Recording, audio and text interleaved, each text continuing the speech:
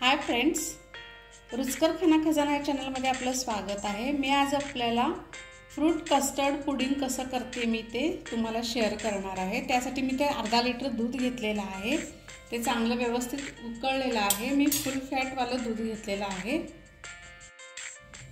आता हे दूध उकळत आहे। याच्यात मी अर्धा वाटी साखर घालते। तुम्हाला गोड कसं हवं त्यानुसार तुम्ही कमी जास्त करू शकता। आणि हे व्यवस्थित मी पूर्ण साखर याच्यामध्ये वितळेपर्यंत इथेच ठेवणार आहे, असं ढवळत।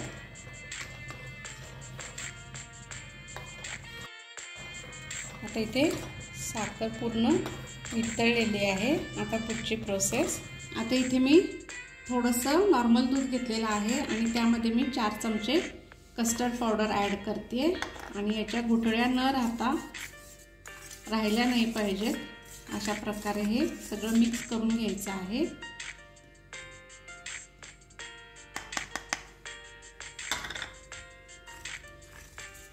व्यवस्थित मिक्स करून घ्यायचं। हे आता कस्टर्ड पावडर व्यवस्थित याच्यामध्ये मिक्स झालेले आहे, गुठळ्या नाही राहिलेल्या आहे याच्यामध्ये। आता मी हे कस्टर्डचं दूध जे आहे ते या दुधामध्ये आता मिक्स करणार आहे। आता हे कस्टर्डचं दूध मी याच्यामध्ये मिक्स करते आणि इकडे आपण हे दूध कायम स्टर करत राहायचं आहे, म्हणजे हलवत राहायचं आहे। याच्या गुठळ्याही होतात, त्यामुळे हे हलवतच राहायचं आहे आपल्याला सारखं।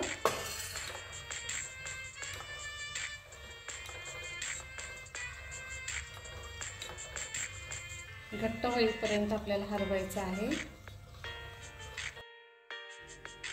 आता इथे मी थोडंसं वाटीमध्ये पाणी घेतलेलं आहे, अगदी 2-3 चमचे, आणि त्याच्यामध्ये मी 1 चमचाभर कॉर्नफ्लोअर मिक्स करते। याच्याही गुठळ्या नाही राहिल्या पाहिजेत। व्यवस्थित पाण्यामध्ये मिक्स करून घ्यायचं आहे।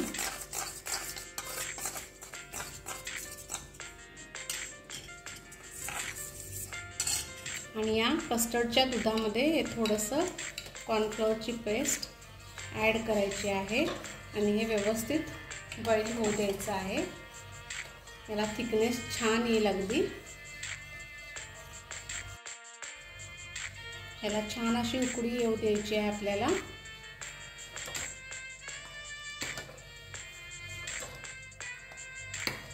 यालाही गुठळ्या नाही राहिल्या पाहिजे, सतत असं हलवत राहायचं आहे चांगलं उकळेपर्यंत। आणि हे आता ऑलमोस्ट झालेलं आहे। गॅस बंद करते आणि हे थंड झाल्यानंतर पुढची प्रोसेस पाहूया। इतकं थिक झालेलं आहे। आता पुढची प्रोसेस कशी करायची ते मी दाखवते। तर इथे मी 2 प्लॅस्टिकचे डबे घेतलेले आहेत। तुम्ही काचेचे बोल्स किंवा काचेचे मायक्रोवेव्हचे जे डबे असतात ते सुद्धा तुम्ही घेऊ शकता। आता इथे सुरुवातीला मी एक फ्रूट्सचा लेयर घेते। मी इथे ॲपल छोट्या छोट्या तुकड्यांमध्ये कट केलेला आहे।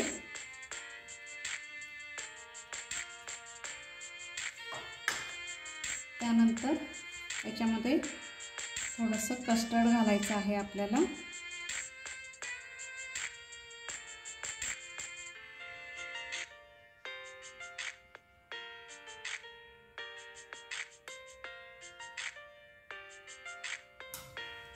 या डब्यामध्ये पण मी तसंच करते।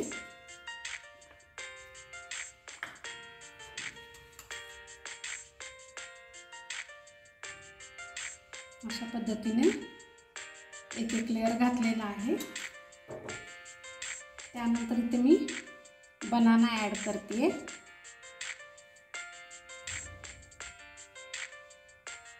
स्लायसेसमध्ये कट करून घेतलेले आहेत मी। तुमच्याकडे जितके फ्रूट्स अवेलेबल आहेत तितके तुम्ही घालू शकता। याच्यामध्ये पण मी घालते।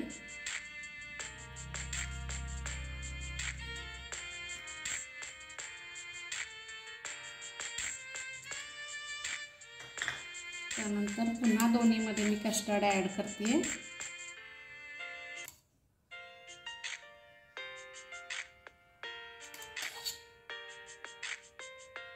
थोडेसे हे डीप होईपर्यंत घालायचं आहे।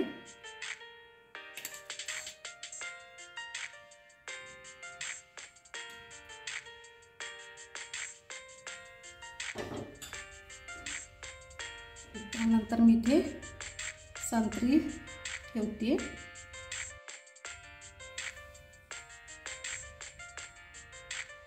संत्रीचा एक लेअर. तुम्हाला जितके फ्रूट्स घालायचे तितके तुम्ही घालू शकता.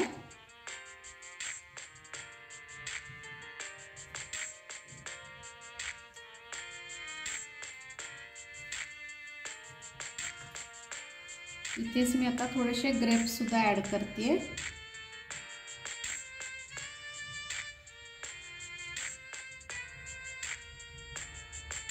आंबट गोड मस्त लागतो हे.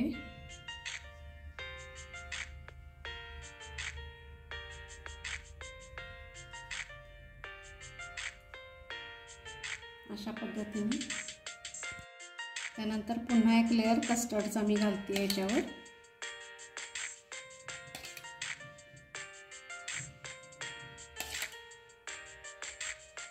हे मी आता पूर्ण झाकण्या इतपत घालते याच्यात.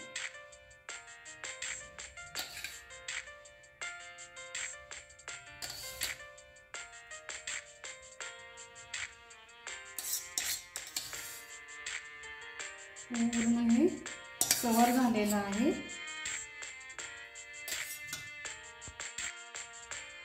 त्यानंतर मी इथे डाळिंबाचे दाणे ॲड करणार आहे वरून. याने अगदी मस्त दिसतं हे.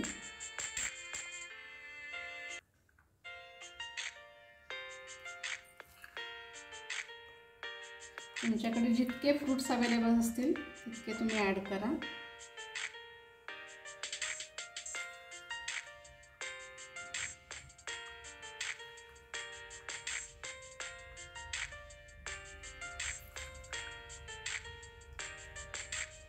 आणि आता आपण टोपण लावायचं याचं.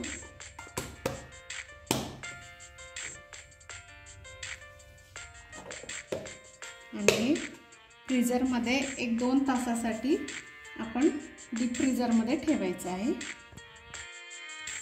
इथे आता हे फ्रीजरमध्ये 3 तासासाठी ठेवलेलं आहे होतं आणि ते आता सेट झालेलं आहे व्यवस्थित.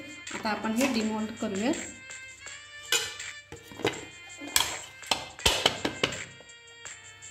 मस्त निघालेलं आहे.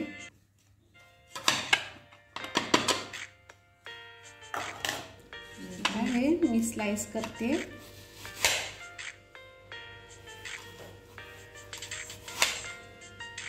हे पहा मस्त असं हे छान सेट झालेलं आहे. अशा पद्धतीने हे फ्रूट कस्टर्ड पुडिंग तयार आहे. पुडिंग ऑलमोस्ट बहुतेक सगळेजण राऊंड शेपमध्ये करतात. मी थोडंसं स्क्वेअर शेपमध्ये केले आणि आता ही रेसिपी तयार आहे आपली. जर ही माझी रेसिपी तुम्हाला आवडली असेल तर माझ्या चॅनलला सबस्क्राईब करा, लाईक करा, शेअर करा, कमेंट करा, बेल आयकॉन जरूर प्रेस करा. थँक्यू.